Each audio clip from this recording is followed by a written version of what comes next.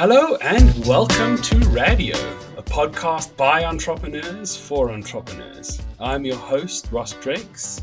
In this podcast, we share the stories of EO entrepreneurs, their personal path, experiences and stories, and what they've learned building their businesses and what's driving them to keep going today. On the podcast, I'm talking to Bill Gallagher from EO Silicon Valley. He's the founder and head coach of Scaling Coach. Welcome to the podcast, Bill. Thank you. Thanks for having me on. So I ask everyone the same question to kick things off. Can you give us your elevator pitch?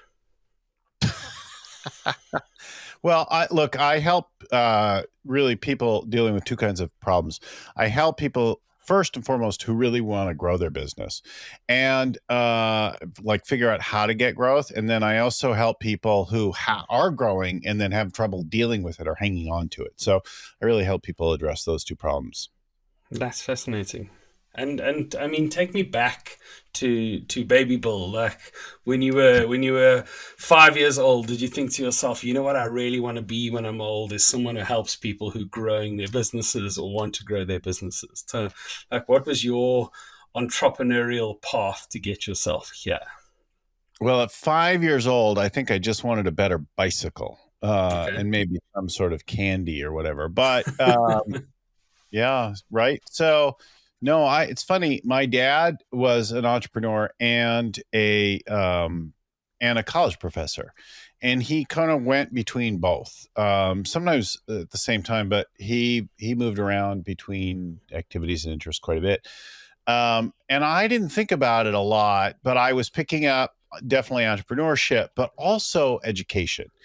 And if you'd asked me, would I ever be a kind of a glorified teacher, right? Coach, teacher, speaker, I'd have been like, no way. I'm going to be in entrepreneurship, marketing, strategy stuff. When I was really young, though, at about 5 or 6, what I wanted to be was an astronaut, right? I saw the moon landing and, and Armstrong steps onto the moon and I'm like, oh my God, I have to be that, right? And so Cool. for a long time, I was interested in like science and engineering.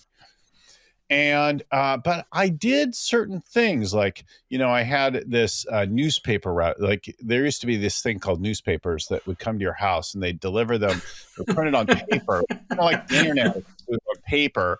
And they'd put the whole thing out sometimes twice a day. They used child labor to deliver them. Child labor would put all these papers in their bicycle, and then we'd drive down the street, we'd throw it or place it on your doorstep. And we did that every day, right? So that was one of my first jobs. And it's fascinating to think about like how grossly inefficient that is by today's perspective on getting information on a device in your pocket anywhere in the world at any time, or almost anywhere. So I did that. And the funny thing about it is not only do you have to deliver the papers, but you have to collect the bill. At least I did. And some companies were like that. And I'd have, so you had to actually get the money from the adults to pay money, right? Wow. Like to get them to pay. So I had to go regularly and like collect the bill. And I don't know if we left an envelope or I don't remember exactly, but I do remember that I had to knock on doors and people would pretend not to be home and try to stiff me on the bill. I'm like, what the hell's the matter with you? I'm like 7, like trying to be a kid, like, what's the matter with you? And I remember thinking that was remarkable. And then I had another, like a gig where we did fundraisers for the scouting organization. And I realized, I was pretty good at positioning the thing. So I found and I broke all the records of my little local group because I realized that after I'd exhausted all the neighbors and every other kid trying to sell tickets to the neighbors in our fundraiser, I'm like, well, there's this major tourist venue, like steps away from my house. So I can just walk over there and they unload buses every day. And if I look like this, people will be really sympathetic and they'll give me money. So I realized if I sort of dressed half in my scouting uniform and then half kind of in some cutoff jean shorts and barefoot, people thought I was cute and they'd like think I was poor. I wasn't poor. I was just living in Hawaii. And I'm like, oh, I'll sell you a ticket. And they'd be like, yeah, we can't go to that thing. And I'd be like, that's okay. You could just make a donation and like do whatever you want with the ticket. And I sold as many tickets as I wanted because busloads of people came all day long every day, and they like smiled at him, was charming. I'm like, I can sell stuff that, nobody even needs or wants. Like, well, they want to feel good. I'm selling them that. Mm, mm, And I think along the way, like, I still was very interested in engineering and science, that kind of thing. And I pursued that for a little while, even through college years. But then I started to get interested first in high school and in college, like with putting on parties and music and events and things like that. I worked at a radio station, and I realized I liked having a show for sure. And I liked having a show. I liked doing nightclub gigs and parties and things like that, but as a DJ. But more than anything else, I like putting together the event and selling the sponsors and things like that. Like that whole, like putting together the business side of it was a thing that I started to grow. So I went into sales and marketing instead of staying in the engineering side of things. And it was more creative and sexier. Like the engineering seems so much more like too structured and limited. I never got to the more creative, or I didn't recognize the creative aspect of engineering. I was more focused on like, it's just formulaic. I'm going to put up a building here. I'm going to do a road there. But the other side was really creative. I'm going to bring this band to town. Like I'm going to help bring the Ramones, or, like that's cool. Let's do that, So who is the coolest band that you've organized the gig for? Probably the Ramones. Yeah. I was a minor part in putting on a show of the Ramones. Who else was on that bill? Ramones and the Hoodoo Gurus, and there was like a third act. I don't remember anymore. Red Hot Chili Peppers is another show. That's amazing. Yeah, a lot of and bands you never heard of, right? So we've got this in common. My business, when I started 16 years ago, we had a daytime business where we were doing flash and design and animation and these sorts of things. And at night we used to run clubs and events. So we would use our graphic design skills to make flyers and posters. And at night we'd go out 6-7 nights a week promoting the events that we were doing. And then our sort of 20s ended, and we realized that you can't work for sort of 19 hours straight and still be a functional human being. So that was the end of that. One of my good friends from those days stayed in the music business. He went from the radio side to putting together a group, So he did some electronic music for years. He had his whole career. He had a band called the Crystal Method that some people will have heard of. He was one of my very good friends back in the early days of the radio station. And anyway, Ken worked in all this. I went to his last show before he retired, and he sort of passed the mic and mixer over to his buddy partner Scott. And I remember I was in the balcony of the show in this place in San Francisco with my wife. And, now we're, I guess we were 50 by then. And we looked at each other, and there's all kinds of shenanigans going on in this nightclub at like 3 a.m. And Ken gives a shout out to me and to his brother as like his oldest friends, and another one of our friends from back in those days. And I'm like, this is so bizarre. He spent his whole life, like his professional life here, with these kids in this environment, like doing shows till 3 a.m. and then taking an Ambien and flying to the next city. And I'm like, it's just exhausting. Like I thought it was cool that we were friends and that we had stayed friends. But I also was like, I'm really glad I chose the life I chose, because this is exhausting. Now I like to dance. I like music. I like a lot of things, but to do that every day, to like live in festival world and rave land every day, like, oh my God, like not past 40. Hard work. So now you've abandoned engineering, and you are being a creative promoter of hanging out with the Red Hot Chili Peppers and the Ramones. But you just shared a story, which means you obviously escaped that life. So where did that take you? Well, so in my early 20s, I started to move away from that more and more and go more like corporate entrepreneurial. And worked for a couple different companies. I did a big corporate thing. And started a new part of Sprint. Sprint was a telecom company in the United States for a while in like long distance international. I built part of their business over $550 million. And I realized I didn't really have any direct stake in that business. And that was like a big eye-opening event when I got into political issues with some of the other leadership there.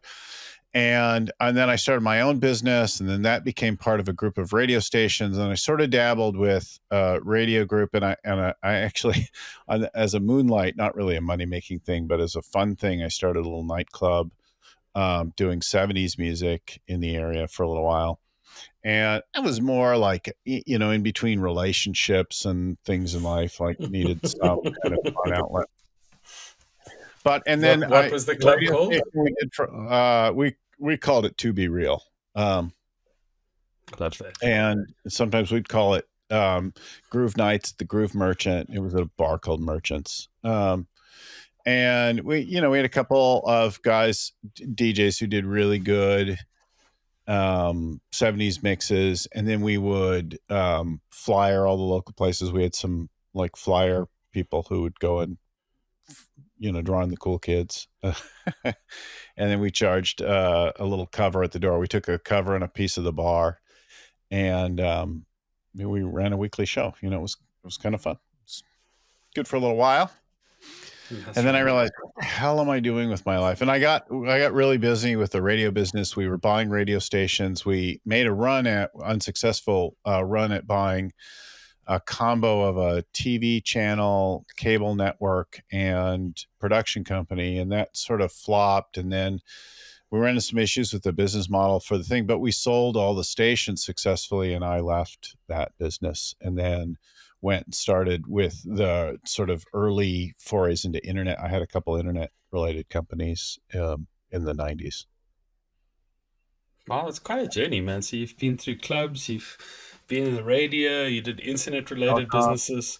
When you say it like that, though, it sounds very like alluring and very intriguing. I mean, internet-related businesses could be many things. Like what were you doing in the internet? Well, so I started first with this idea of publishing. I'm like, okay, I can get rights to certain properties, and I can manage the technical aspects. So we started first. The beginning of it was we were going to publish online on the web, which was still too new to really make any money, and AOL, which was still a big, like you could generate instant obvious revenues if you could attract eyeballs on AOL because they were getting user fees and things like that. Well, when AOL sort of the time-based pricing on AOL changed and it became more of a commodity purveyor of all things internet, the focus changed. So we started the business doing AOL and web content and licensing and producing content.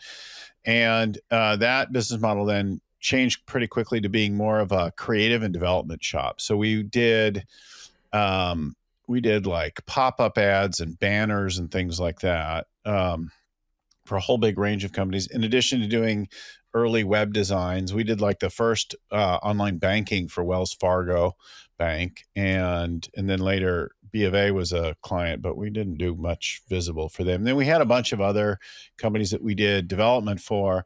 And at some point, I had a really awkward meeting with one of the creative directors at AOL back east. And he was having a whole hissy fit about some of the creative. And I'm like, I don't really care what it looks like. It's just like this one works and drives numbers and that one doesn't. And like, I don't care what it says, or as long as it's not offensive, right? It's not generating a lawsuit. I'm not interested in having a creative conversation. We do like 4 different versions. We test them. We run the one that works, And that was when I decided to get out of the design side of the business. Because it was too much being driven by people's whims, and it's all nonsense. It's like, does it work? Does it not work? Is it generating? This is my business. I feel like sort of coming at my entire industry here, but you're not wrong. I personally, I didn't have the emotional stomach to make those arguments and persuade. And I'm like, forget it. So we got out of that. And then we focused entirely on functionality, the whole back end for things, and just being more of a development shop. And then I spun off some of our work in like e-commerce optimization, like the whole user experience, and created a thing for food ordering, for delivery and pickup food ordering. It would be the equivalent today of all of the Uber Eats and DoorDash and things When like was that. this? It was in the late 90s, like 99. Wow. That we did the first version of that. And we focused first on pizza, and then we almost immediately expanded to doing kind of this private label thing where you could go online and look at the menu and place an order, and then it would show up in the restaurant, and then they would deliver it or you'd pick it up. And it was all about and focused on being easier than calling. So how long does it take you to call, and how easy is that versus using our website? There's no mobile app. Mobile is not existent at that point. And like it was consistently easier and faster, our thing. So like one-click reorder of your prior order, easy modification, one-click kind of one-step checkout. To this day, you still see people giving you multiple screens on checkouts. And what's the matter with you? Or not doing any client-side validation on things, like having things not be cleaned up in real time by people, or like weird checkout things where I put in all my information, one thing's there, and then you erase half the information, so I have to retype it again. I'm like, I look at that stuff today, I'm like, how have you not figured that out, in the last 20 years of internets? Yeah, it sounds like you were quite early with this, with a lot of this. Yeah. In fact, because people didn't have good terminals, so we had to send them to restaurants. We sent the orders via fax. So we had a web to fax interface. It was really pretty easy. Yeah. You just render the page, you send it over as a fax, and we would include all the payment, the order information, as well as a map showing like how to get there for the driver, so they could see where the place was and so we tied all those things together. And then because restaurants had, fax was somewhat problematic, our system would detect whether or not the fax went through successfully, and then would flag us if it didn't go through, because we know when people are hungry like that, there's only minutes that you have before they lose their minds. So we would detect if the fax went through. If it didn't, we'd intercede and get it to go through. We had service people are watching for exceptions. And then we sent a second call, a voice call to their phone line to say, hey, you've got a fax order, so they'd know to go look at the fax machine. Because a couple of things happened that we discovered as soon as we had the first handful of restaurants using the system. One is that people would get a fax order and then just not look at it for like an hour. Like, it's just over there. There's not enough volume. They're busy. They wouldn't pick it up. So they needed a reminder to go look at the fax machine and grab that order and then fill that order.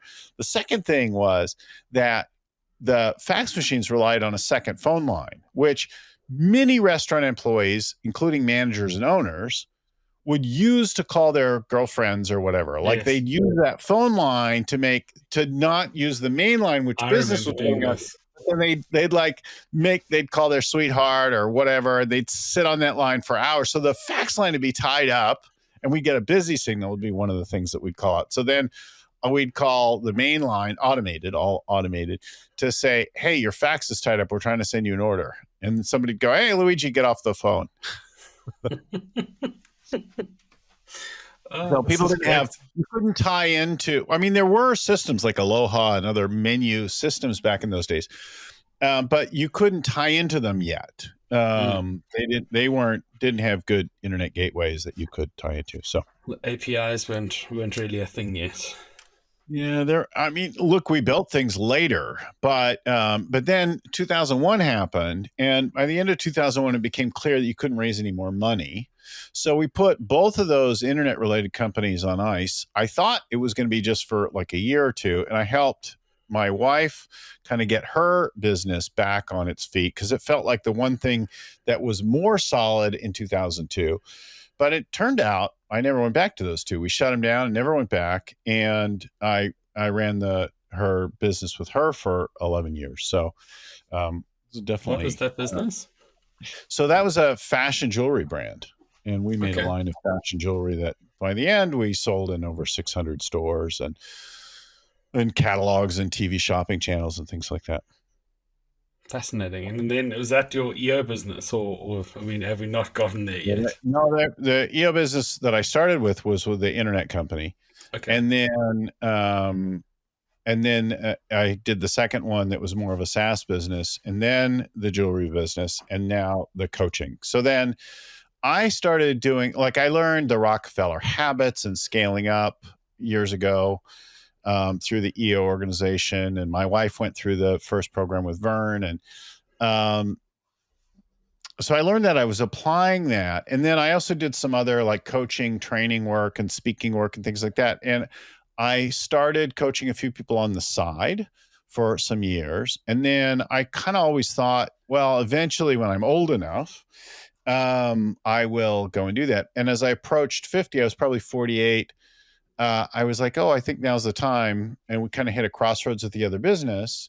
My wife and I had sort of different directions in mind. And I'm like, oh, I guess this is the time now. And it sort of fit that, my kids were starting to get older and be ready to move out of the house. And so I went coaching full time. And that was 2013. Amazing. So you've had quite a varied experience from being child labor all the way through to selling jewelry and pizza and clubs, and now you're coaching people. Yeah, like a huge range of industries and businesses. And that like fit me because I could sort of take a thread of something and then play in some other area. I didn't have to be constrained so much. There's a segue from each thing, but they all kind of have a different feel and a different time of life. And then I kind of got to that point where I was like, oh, I want to coach. Now, when I look back at it now, I'm like, oh, my dad was an entrepreneur and he was a teacher. And I'm like, that so fits like what I do now. I like speak and lead workshops and things like that. And then I host a show and which brings on that other part, but it's all around entrepreneurship. Right. And then it is a business. I have 6 people in the team plus some contractors and things like that. So. Fascinating. Yeah. And I mean, tell me about your business. Tell me about Scaling Coach. Like, what do you guys help people grow? Like, how does the business work? Yeah, so I'm a licensed partner of Scaling Up and Vern Harnish, and I work actually very closely with Vern on a variety of things. I co-lead some events with him as his sidekick or MC at some of the big things. I work with him on some of the new tools. I help tailor and customize those tools for EO's accelerator program. But for the last 11 years or 10 years with them, I have coached teams, right? So in our world, in the Scaling Up world, generally our coaching is team coaching. Sometimes it's just CEOs only, but a lot of times it's team coaching. So we work with the whole leadership team of a company that's starting or wanting to scale. And we teach them as well as lead them through all their quarterly and annual planning and strategy work. And we do that over a couple of years. 2-3 years is a typical amount of time to work with a team as they grow and move towards a particular milestone. So I do private team coaching, I do CEO coaching, and then I have some groups where CEOs of companies and some of their leadership team come together. Those are usually smaller companies. So I work with the accelerator program. They're trying to get to the million. I have another program for companies between 1 and 20 million. And then I do the private team coaching, generally above 20 million. Depends kind of on the funding and the growth imperative. No. And do you work with them to set the goals, or do they come to you with their audacious goals?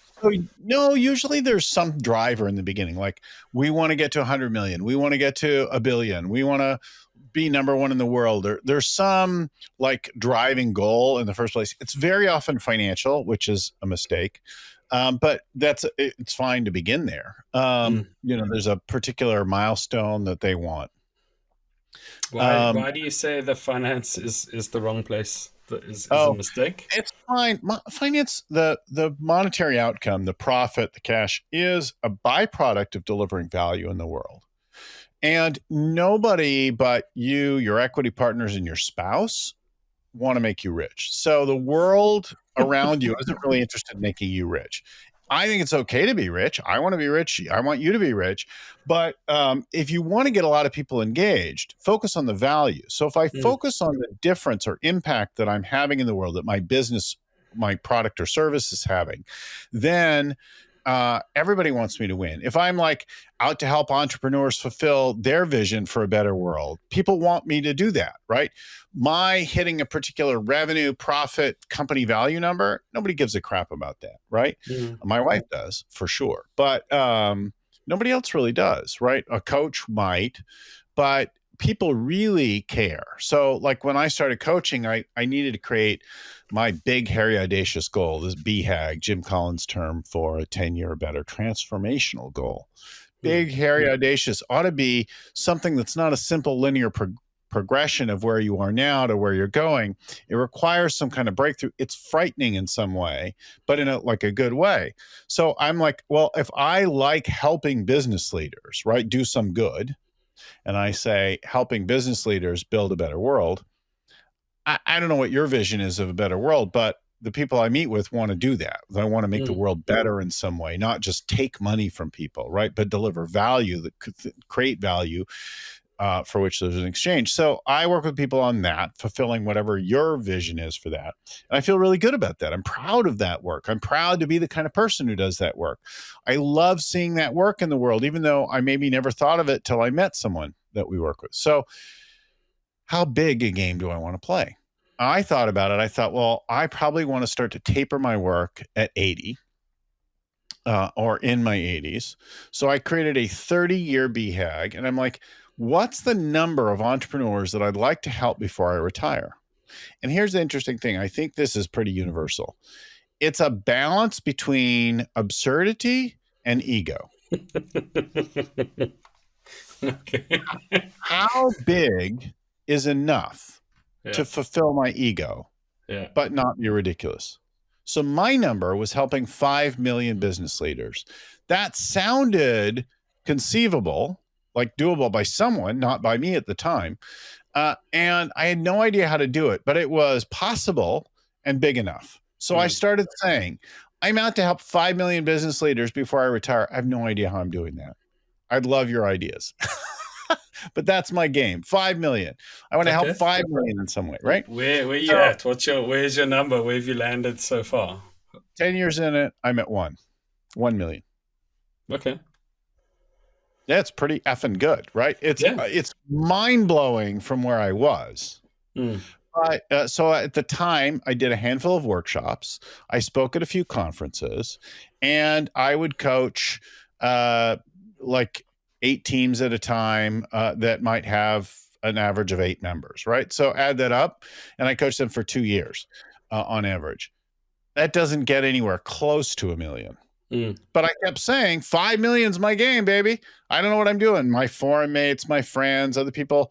And then one of my forum mates, he built his business. A big driver of his business was a podcast. And I was debating doing like a book or a blog or a book and a blog or whatever. And he's like, Bill, you really like drag your feet on writing stuff, but you don't have any problem at all talking. And podcasting is for you, my friend. And I'm like, oh yeah, I used to be in radio. I was on the radio. I was a radio executive. Maybe I should do a show. So at his encouragement, my old forum mate's name is Jordan Harbinger. He's no longer in EO, but he was for a while, and he's got a very big popular show. So anyway, Jordan's encouragement, I started a show. And then I took his advice further, and I said, if you do it in a sustainable way, right? Do it in a way that you're not going to produce 20 shows and quit. So I don't know, I think as of today, we're probably at 570 shows. So we clearly didn't do that, right? I figured out a way that I was going to do it, put out shows weekly, at least one. We now do about 2 shows a week. And do that in a way that I could sustain, the way that I could afford. And it's been enormously helpful, not only to the financial side of the business, but also then to that impact number, the number of people that have actually helped. I guess you managed to scale beyond your direct reach, your direct, your ability. You can't physically coach 5 million people unless it's, I don't know, you do No, but like you a, can't. Look, when Tony Robbins looks at his impact, I know he leads workshops for lots of people, but then he has millions more who watch him in every other channel. I'm like, great. How do I do that? How do I get, I don't want to be Tony Robbins, but how do I get a piece of something like that scales better, that amplifies my impact, and have fun with it, right? Think that fun is important. So it's important to me. We spend an enormous amount of time at work, and if you suffer your work, whatever it is, right, then your life is a lot about suffering, right? If all your joy is outside of work, then that's a lot of time that you spend in suffering. So for me, business is a game. It's a game with real consequences, but it's entirely a game, and you should have fun playing games. That's my personal view bias. It's not some people who take their work really seriously. They're, I'm in life and death work, and my business says fiduciary, blah, blah, blah. And it's, yeah, okay. If you can't figure out how to have fun with it, I don't want any part of it. You should not work with me. So I mean, it's interesting that you work with multiple businesses simultaneously. So you obviously have this thousands per year. Yeah, this opportunity to see patterns and trends, and what are the things that you are sort of seeing in the sort of the leadership and the businesses that you work with that you think are interesting for people in EO to ponder on, to think about a little bit. Yeah. So you're asking, what are the big things? What are the lessons? Yeah, what are the things that you find interesting that you sort of see that people don't necessarily? Well, I got three big ones. Let me save the biggest one for last. Let me start with the simpler. The most base level one is stop reinventing everything. You don't need to reinvent every meeting, every approach, there's basics around the way you do planning, the way you set goals, the way you track progress. There's a lot of very common basics, and you should learn how to do that. Get a coach, use a system, use a framework, spend a little money on that. Be an expert in whatever it is you're in. If you're an expert in throwing parties, be an expert in that, and then learn and apply the basics of running the business, right? That's the first thing. Stop trying to reinvent or be cheap about it, right? Get some help, do it right, spend a little bit of money on it, get educated on that. The second one is play a much bigger game. All of the games that we play tend to be really, really safe. And I encounter this all the time. I realize that my personal goal is 5 million. When somebody comes to me and they're like, we want to be number one in the world because we think what we do is cool. I'm like, great, I'm your coach. I'd love to work with you and help you be number one in the world if what you do is cool and what you think is right, needs to happen there. Love to play that game. We want to get to 1 billion. Great. Why? Where are we going? What are we doing? That's interesting. But somebody's like, yeah, we want to grow our business. Everybody says that reflexively, but most of us are happy with 5-10% growth. Not doubling every year, or at least 20% a year growth, sustained over time. Let's double again, double like that. So a much bigger game has you think about things transformationally, not incrementally, exponentially. So when we think about, I thought about, how do I make my business 10 or 100 times bigger? The last prior business, or even this one, right? I started thinking about, okay, if I wasn't going to just increase people, everything didn't scale equally, but I scaled some parts of it, how would I do 10 or 100 times more with a similar number of people, investment? How do I scale all those things? So it's not just more work and more time, because I don't have that much time. I only have 24 hours in the day, same as you and everybody else. And I probably need more sleep than you. So that is an interesting way to play. Then I start thinking about, oh, maybe if we pack our things over there instead of here, and if we ticket them this way, and if we sell them this way, and if we approach it this way, and if we advertise, like you start thinking about things from a 10x standpoint, it's all much more interesting. It has the other benefit of like inspiring people. People love to be part of big things, even if they're difficult. There's this great quote from this guy, Daniel Burnham, who was a city planner and that kind of thing. He said, make no small plans, for they have little power to stir the hearts of men. And on and on. Apologies to the women in his very male-centric world there. But the idea is this. It's like people love to be part of something big. When Kennedy stood in front of the country and said, we choose to go to the moon, right? People are like, holy crap, we're going to the moon, right? And 5-year-old me saw that happen and was like, holy crap, like humanity is altered by this in a good way. I think there's something about like play a big game, right? Is stop being so timid and playing a comfortable little thing. I mean, look, it's fine. You could do it, like, but it's not easy. It's not fun. It's not a particular breakthrough. Your fun's going to come from other things, probably. See, so do you find that the people they're coming to you, they're going, I'm ready to scale? Because we're in EO. I have very few conversations with people who are not thinking about scale or not thinking about growing their business, whether they're doing it in the right way or not. Thinking about growing, but an awful lot of us are way more comfortable, and in certain parts of the world anyway. You get a $5-7 million business, you make more money than your dad did, and you're happy. You get a nicer car, a better house, you take a little bit better vacations, you're happy, you're complacent. That's fine. Like if that works, that's not the game I'm into, right? The people who are like, no, I want to take this thing big and I want to go as big as I can get. Like how big, what's possible? So, I picked 5 million because it was possible. I didn't say 5 billion because that's ridiculous. There aren't 5 billion business leaders to help in the world. So saying 5 billion is not in any way grounded in reality. I couldn't even get to 1 billion, right? That's a ridiculous number. It's no plausible, but so 5 million is pretty reasonable. I like that. Yeah. So there's a balance of that. The last one is this one. This is, I think, the biggest one. I think the vast majority of us are not thinking about our relationship to selling and exiting the business is someday. And I'm here to tell you, someday never comes.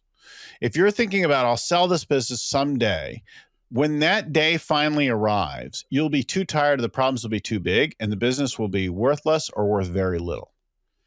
I thought about that a lot. One of the most expensive mistakes I made, and more than once, was not selling my business. Not even all of it. Like you could sell part of the business, but you want to sell when things are going. So you create this big vision, and then along the way up, as soon as things start to go better, and you're giving evidence to this future vision, that's when you sell. That's when you raise money. Sell 20%, 50%, 60%, 100%, whatever. Like begin to get out of it before you think you're ready for it, and plan for that now. Not, well, so I'm going to just grow this. This is going to be my life. I'm going to run this business. And then when I'm ready to retire, then I'll get out of it.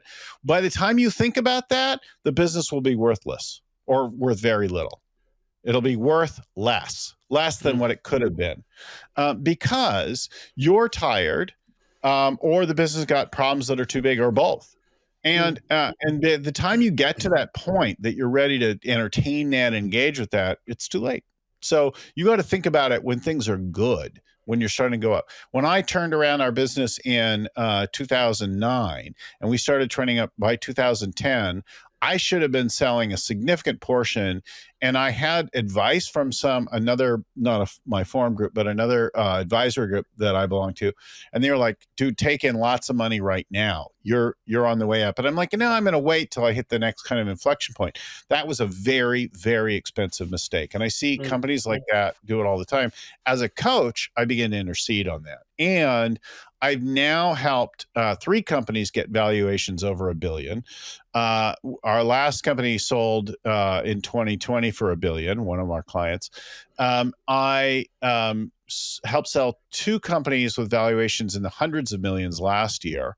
So regularly, and they didn't sell all of them. Well, one sold all in 2 phases. The other one just sold part of it. But like regularly, this is a regular thing that we do. And when I begin that conversation, they're like, well, our BHAG is this and our exit is here, and they're all kind of the same. I'm like, no, no, no, no. The BHAG is beyond the exit. You're selling earlier on the path to the BHAG. You're selling a future vision of something, and you're selling on the way up, not when you realize it. Because when you realize it, then somebody has to invent a whole new future and think about that, and you're putting too much work on people who just want to invest some money. And how long do you think it takes? If I decide this now, I'm like, cool, Bill, I'm buying, I'm 100%, and I'm gonna sell nice work.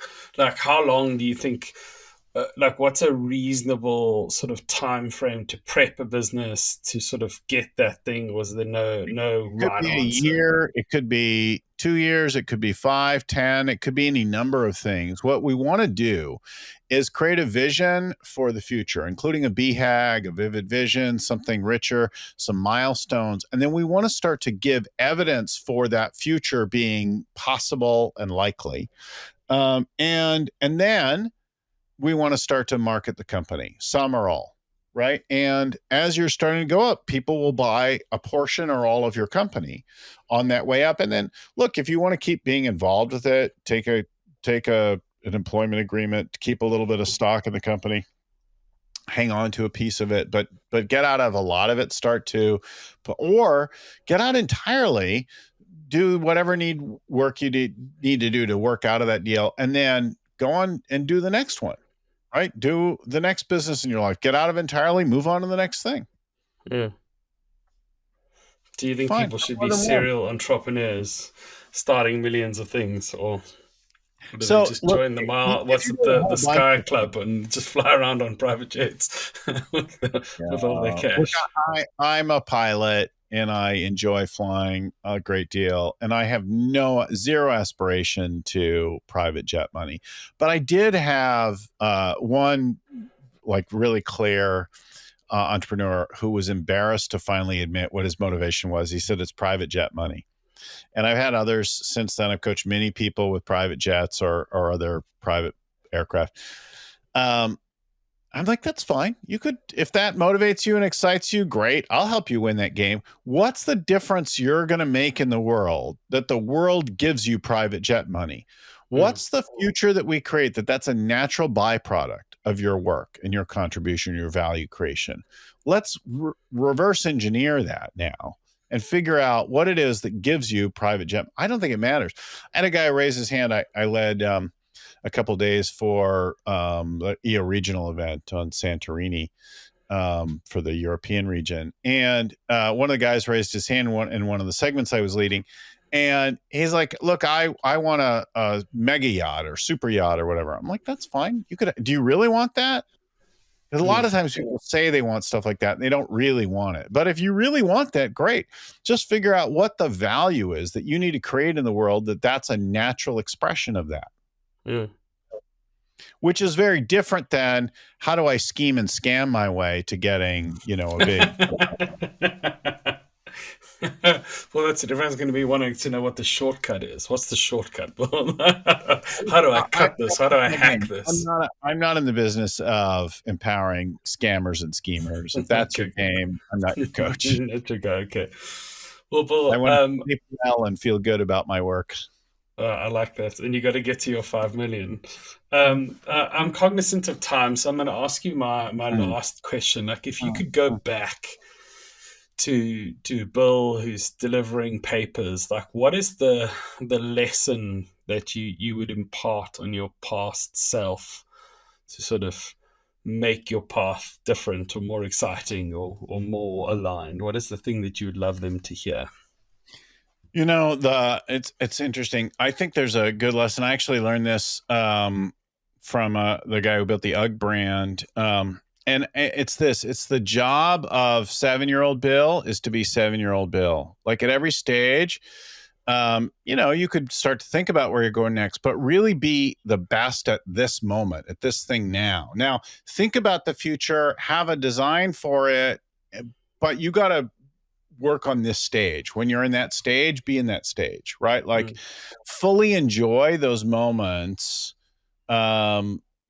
whatever they are. I can remember vividly the moment that I was on a ski lift and got a call from my team that we'd first done $1 million day.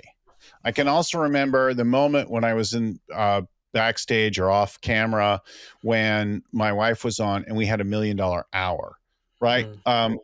There are those moments, but those are equally as interesting to me, or maybe less than the moment where my adult children are gathered around the table in my dining room. And I realize there's a finite number of these moments left in life, right? Like, be in that moment, get the lesson, the opportunity of that, have your goals and your ideas and your dreams for the future, but really like being in each moment as it arrives, that is, a true gift. That's a beautiful thing to end on. Thank you for sharing, Bill. So for all of you listening, thank you very much. If you enjoyed, please share the show with someone who you think might need to hear it, someone who's thinking too small, or someone who's currently running a club and might want to end up doing other exciting things. This show is produced by me, Ross Drakes, and the Entrepreneurs Organization. I'm a proud member of EO, so if you're an entrepreneur and you want to find out more, check out eonetwork.org. And remember that sharing actionable knowledge is one of the most generous things that you can do. So thank you very much for listening. And Bill, thank you for coming on the podcast. Bye-bye.